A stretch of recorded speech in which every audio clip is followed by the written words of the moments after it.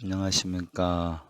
오늘도 부처님 말씀 들으시는 모든 분들 일체 고난과 역경 속에서 벗어나 늘 평온하고 행복하시길 기원합니다. 오늘 부처님 말씀 네 가지 양식이라는 제목으로 간경 시작하겠습니다.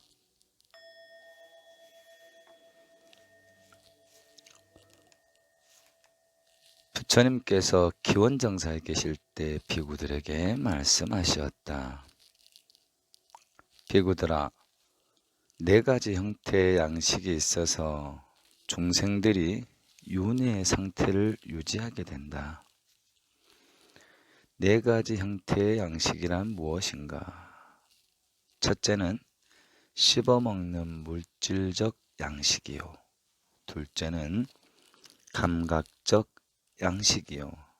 셋째는 사고와 함께하는 의지적 양식이며 넷째는 의식적 양식을 말한다. 이 네 가지 양식은 무엇에 그 기반을 두고 어디에서 발생하는가? 욕망이 그 기반이요. 욕망으로부터 네 가지 양식이 발생한다. 그러면 욕망은 어디에 기반을 두고 발생하는가? 감각이 욕망의 기반이요. 감각으로부터 욕망이 발생한다. 감각은 촉의 근거를 두고 촉은 6가지 감각기관의 근거를 두고 6가지 감각기관은 마음과 형체의 근거를 두며 마음과 형체는 식의 뿌리를 두며 식은 업의 근거를 두고 업은 무명의 근거를 두고 있다. 이때 몰리아 팟구나가 부처님께 여쭈었다. 그럼 식의 실체는 무엇입니까? 그것은 올바른 질문이 아니다. 나는 식의 실체가 있다고 말하지 않는다. 무엇으로 말미암아 식이 발생하느냐고 물어야 옳다. 식은 새로운 존재 상태의 조건이며 다음 생의 조건이라고 말을 한다.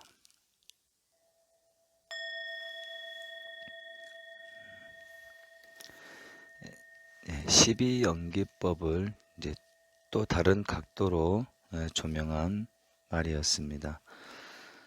마지막에 보면은 식의 실체가 있다고 말하지 않는다라고 말씀하시고요, 부처님께서.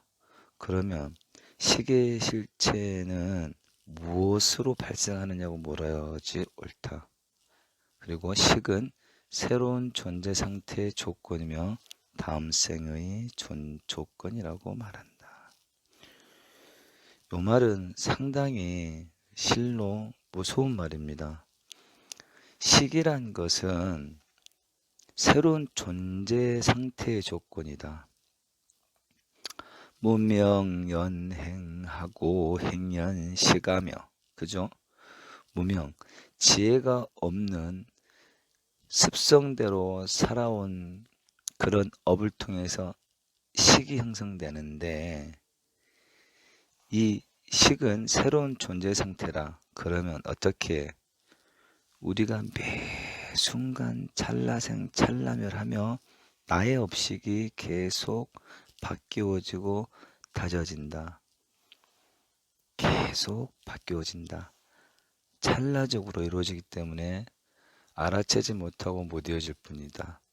그렇지만 부처님의 윗바사나 수행법을 통해서 혹은 주력 수행을 통해서 나를 알아차리는 그 시간대가 세밀해진다면 나의 새로운 업식에 생성되어 가는 과정을 내가 알아차릴 수가 있다. 그런 결론이 되지 않겠습니까? 수행을 해보시면은 그래요. 참 어떤 사람은 한 달이 어떻게 가는지도 몰라요. 무엇을 했냐가 중요한 게 아니죠. 우리는 거의 대부분의 사람들이 거의 고정된 틀에서 살잖아요. 뭐 1월달하고 2월달하고 얼마나 바뀌겠습니까? 별로 바뀌는 건 없어요. 1, 20% 바뀌고 나머지는 거의 그대로잖아요. 하지만 그 삶 속에서 내가 어떻게 그 상황을 직시하고 바라보고 나를 관조할 것인가? 수행을 계속하게 되면 하루하루 나를 알아차리고요.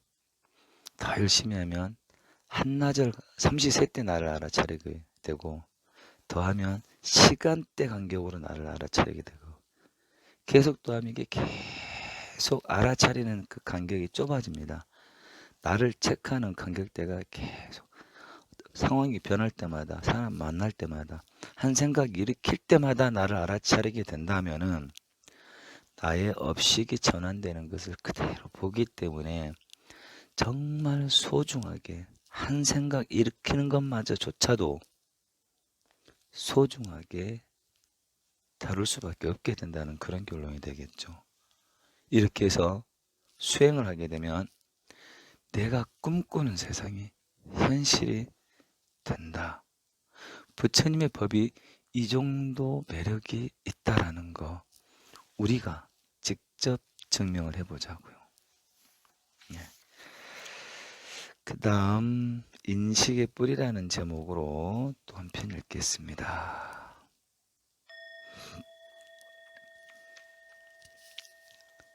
부처님께서 사와띠 기원정사에 계실 때 어느 날 여러 제자들에게 말씀하셨다.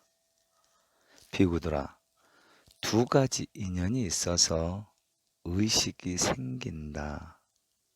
눈이 사물을 대하는 것이 두 가지 인연이고, 귀가 소리를 대하고, 코로 냄새 맡고, 혀가 맛을 대하고, 피부가 감촉을 대하고, 뜻이 법을 대하는 것이 이 두 가지 인연이다. 우리는 감각기관이 대상들을 대하는 것을 떠나서 의식이 생긴다고 말하는 사람이 있다면 그 사람의 말은 그저 지나는 말일 뿐 경험으로 설명할 수가 없게 된다. 눈이 사물을 대할 때 인식이 생긴다는 것을 부정하고 달리 어떤 방식으로 인식이 생긴다고 말하는 것은 이미 우리의 경험의 영역을 넘어서는 것이기 때문이니라. 눈이 사물을 만나서 눈에 의식이 생기지만 그것은 덧없고 무상한 마음을 인연하여 생긴 것이고 눈이나 사물 역시 무상하고 덧없는 것이다. 눈과 사물과 의식이 하나로 어울려 접촉하며 접촉한 뒤에 느끼게 되고 느낀 다음에 헤아리게 되며 헤아린 뒤에 생각하게 되느니라. 그러나 느끼고 헤아리고 생각하는 이 모든 것들이 결국은 덧없고 무상한 마음을 인연으로 생긴 것일 뿐이다. 우리가 귀로 어떤 소리를 듣거나 코로 어떤 냄새를 맡거나 혀로 무슨 맛을 보거나 우리의 몸으로 어떤 감촉을 느끼거나 우리의 마음으로 무엇을 생각하는 것도 그와 마찬가지니라.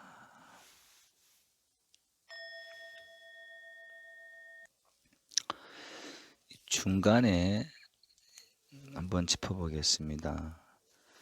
눈이 사물을 만나서 눈의 의식이 생기지만 그것은 덧없고 무상한 마음을 인연하여 생긴 것이요 눈이나 사물 역시 무상하고 덧없는 것이니라.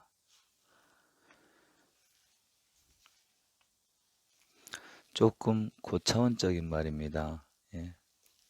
모든 식이 형성되는 조건도 디테일한데 그 결정을 이루는 마음까지 마음마저 사실은 무상한 것이다라는 거죠.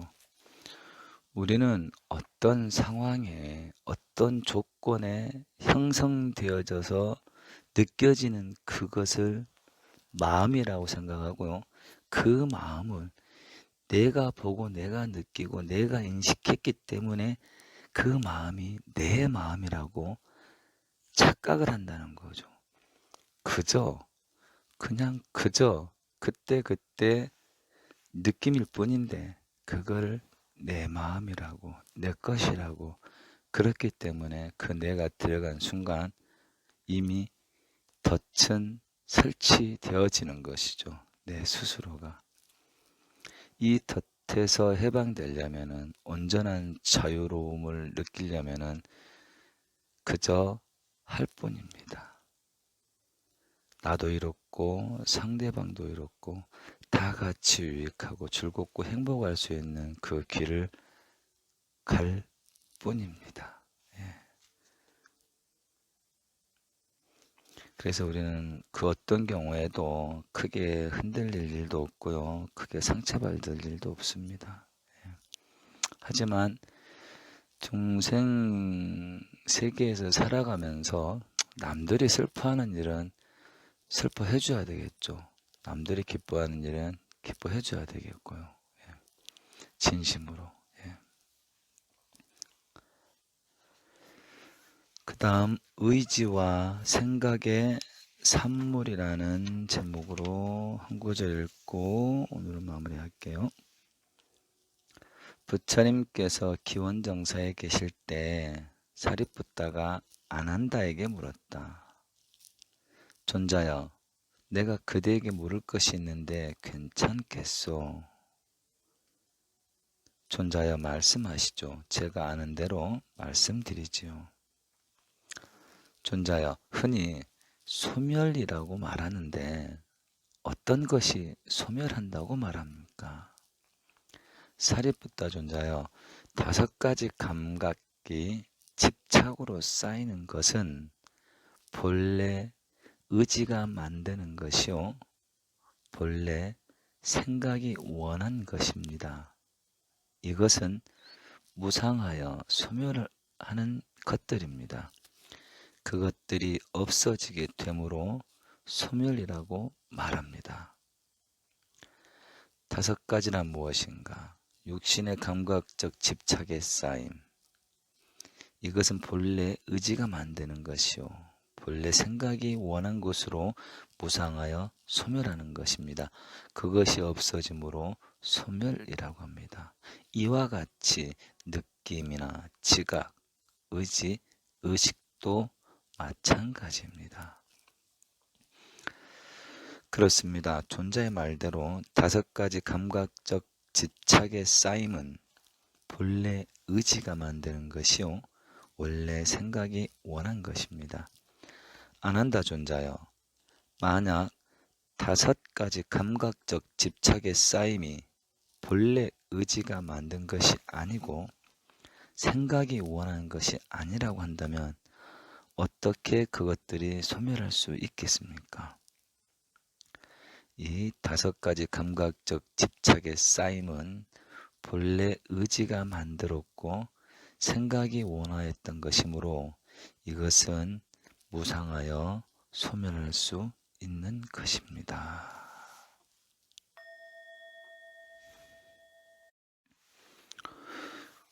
이제 오늘 계속해서 설명하고 있는 건데요. 이 부분은 조금 다른 비유를 한번 들어보겠습니다. 감각적 집착의 쌓임은 본래 우리 의지나 생각으로 원하였던 것이므로 이 본래 무상한 의지나 생각이 만들었기 때문에 고고의 산물인 감각적 집착 쌓임 또한 무상하여 소멸할 수 있는 것이다. 이것은 우리가 바꾸고 싶은 세상을 쉽게 바꿀 수 있다라는 얘기거든요. 잘 한번 생각해 보십시오. 우리는 이 세상에 살고 있다라는 착각부터 빨리 벗어나야 됩니다. 무슨 말이냐고요? 우리는 이 세상에 살고 있는 게 아니라 우리가 우리 스스로의 마음의 붓으로 그려놓은 세상에 사는 겁니다. 자손 행자님들은 여기까지는 확신을 가져주셔야 됩니다. 세상에 사는 게 아니고 그 세상을 내가 늘 찰나생 찰나멸하면서 내 마음의 붓으로 그 세상을 그리고 있습니다. 그렇기 때문에 언제든지 이 세상을 우리가 바꿀 수 있다는 거죠. 예. 나만 쫓아가고 아니고 그러면 그건 이제 과대망상 환자가 되잖아요. 정신병자가 되죠. 하지만 내가 생각이 내 행위 나를 복되게 하고 내 주위를 복되게 하고 두루두루 다 복되게 한다면은 할 수만 있다면은 그거는 더 없는 복 아니겠습니까? 그런 복된 삶을 언제든지 바꿀 수 있다라는 거죠. 충분히 감이 오실 거라고 믿습니다. 다만 우리가 감이 오는 거하고 만들지 못하는 것은 해보지 않는 노력으로 인해서 그동안 살아왔던 나의 어떤 이 시스템이 카테고리가 완전히 바뀌어져야 돼요. 예. 무슨 말인지 아시겠죠? 몸은 똥통 속에 있으면서 붓으로 향기를 그릴 수가 있나요? 그건 안 되는 거예요.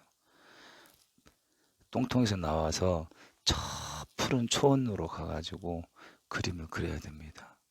그래서 우리는 기존에 이 세상에 끄달려왔던 나의 몸과 육신과 영혼을 방석이로 빼가지고 얼마든지 대자유의 세상을 그려나가자는 거죠. 예. 충분히 알아들으리라고 믿고 오늘 여기서 마무리하고요. 내가 꿈꾼 세상 한 편 읽겠습니다. 오늘은 말의 행복과 불행이라는 제목으로 한 편 읽도록 하겠습니다. 세간에서는 행복한 말을 하거나 불행한 말을 합니다. 행복과 불행은 인간에게 가장 큰 영향을 줍니다. 인생의 성공과 실패가 행복과 불행으로 결정이 됩니다. 인간이 추구하는 행복은 감각적 욕망입니다. 감각적 욕망은 아무리 가져도 만족할 수 없어 행복을 원할수록 불행합니다. 이런 행복은 이기적이라 얻지 못하면 괴롭습니다. 세간의 행복과 불행은 시계추처럼 오가기 때문에 고통뿐입니다. 출세간에서는 행복이나 불행을 있는 그대로 알아차려서 괴롭지 않습니다. 행복과 불행에서 벗어난 법의 맛이 진정한 행복입니다. 참된 행복은 자신의 내면을 알아차려서 생긴 지혜입니다. 행복과 불행은 나의 것이 아니고 감각기관이 느끼는 겁니다.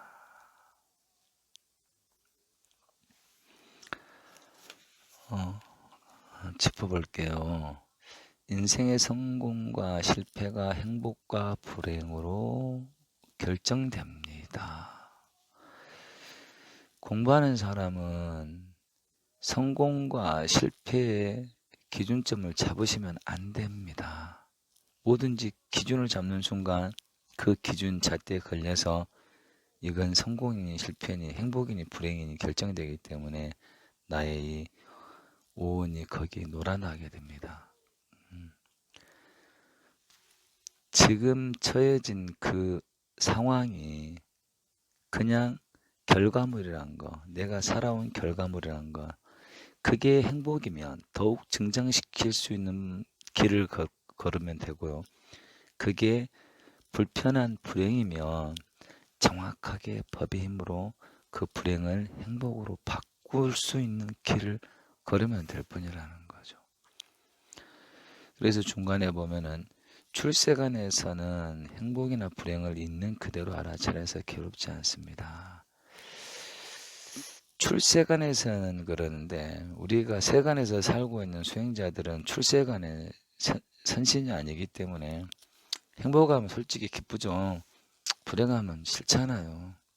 근데 그 이치를 본다면 행복에 들뜰 필요도 없고 불행에 우울해할 필요도 없다는 거죠. 알아차렸으니까 그거는 축복할 일이지 괴로울 일이 아니죠. 예. 알아차리지 못한 사람이 계속 늪에 빠지는 거죠. 그래서 마무리를 행복과 불행은 나의 것이 아니고 감각기관이 느끼는 것입니다. 예. 어차피 이 오온이 나를 형성했고 그 오치원, 오온이 나라는 그 망상에서 벗어나야지 해탈열반에 이르는 길인데 우리가 도가를 이루기 전까지는 아무리 열심히 수행하는 수행자라 해도 나의 오온들이 느끼는 그 감각들을 우리가 차단시킬 수는 없잖아요. 행복하면 좋고 불편하면 싫고 단 거기서 노란하지 말고 행복은 증장시키고 불행은 잘라 없앨 수 있는 그 힘이 우리에게 있다. 어디에? 우리는 언제든지 우리의 마음의 붓으로 세상을 그려 나갈 수 있다. 당장은 힘들겠지만 지치지 말고 쉬지 말고 계속 붓을 그려 갔을 때 내가 꿈꾸는 세상이 현실이 된다. 이 정도 확신은 우리 자손 행자들로서는 당연히 가져주셔야 될 덕목이라고 믿습니다. 이렇게 오늘 하루도 확신을 갖고 나와 남이 행복할 수 있는 그런 그림을 잘 그려서 산업 증장시키는 그런 하루 되시길 기원하겠습니다. 건강하시고 행복하십시오.